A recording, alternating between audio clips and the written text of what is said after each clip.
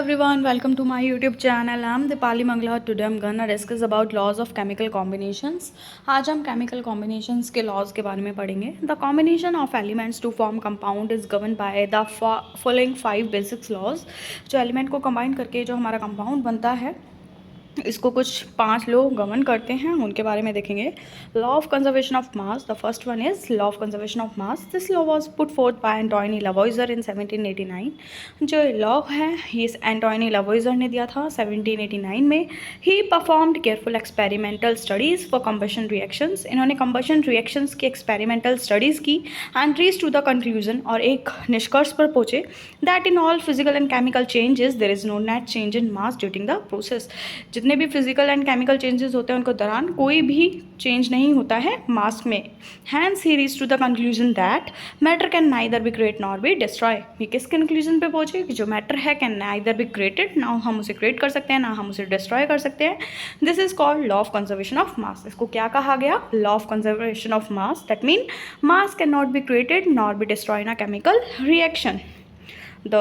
Now this law formed the basis for several later development in chemistry. जो law है ये एक आधार बना बहुत सारे डेवलपमेंट्स का, बहुत सारे विकास का केमिस्ट्री के अंदर. In fact this was the result of exact measurement of mass of reactant and product. In fact जो ये रिजल्ट है ये किसको दर्शाता है? जो मास है रिएक्टेंट एंड प्रोडक्ट का उसकी एग्जैक्ट मेजरमेंट को. That is the mass of the reactant is equals to mass of products and carefully planned experiments perform by Lavoisier. और ये जितने भी एक्सपेरिमेंट्स थे ये केयरफुली प्लान थे which is perform by लावॉइजर.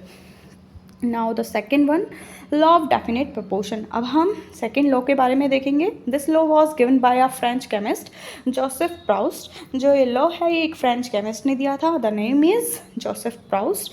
He stated that a given compound always contains exactly the same proportion of elements by weight.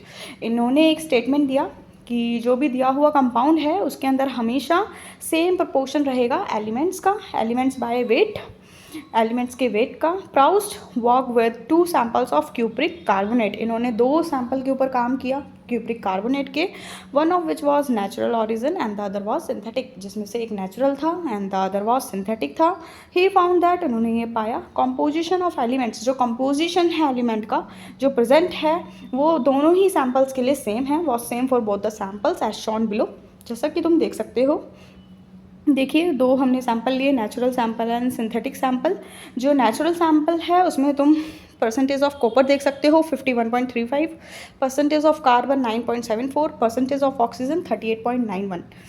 जो natural sample के अंदर जो परसेंटेज है कॉपर का, कार्बन एंड ऑक्सीजन का हमने देख लिया है. Now will see in the synthetic sample. Synthetic sample में भी जो कंपोजिशन है एलिमेंट का वो सेम रहेगा. Percentage of copper is 51.35, percentage of carbon is 9.74 and percentage of oxygen is 38.91. इसको तुम इस तरह से समझ सकते हो जैसे for example water consist 2 parts of hydrogen and 1 part of oxygen by mass. चाहे हम रिवर वाटर की बात करें, लेक वाटर की बात करें, पॉन्ड्स वाटर की बात करें, तो जो हमारा कंपोजिशन है हाइड्रोजन एंड ऑक्सीजन का it will remain constant, remain same. Thus he concluded that respect of the source. इसी तरह से इन्होंने कंक्लूजन निकाला, सोर्स चाहे कुछ भी हो, a given compound always contains same element combined together in the same proportion by mass. जो दिया हुआ कंपाउंड है उसके अंदर अगर सेम एलिमेंट है तो वो कंबाइन करके सेम प्रोपोर्शन, सेम कंपोजिशन ही देंगे बाय मास.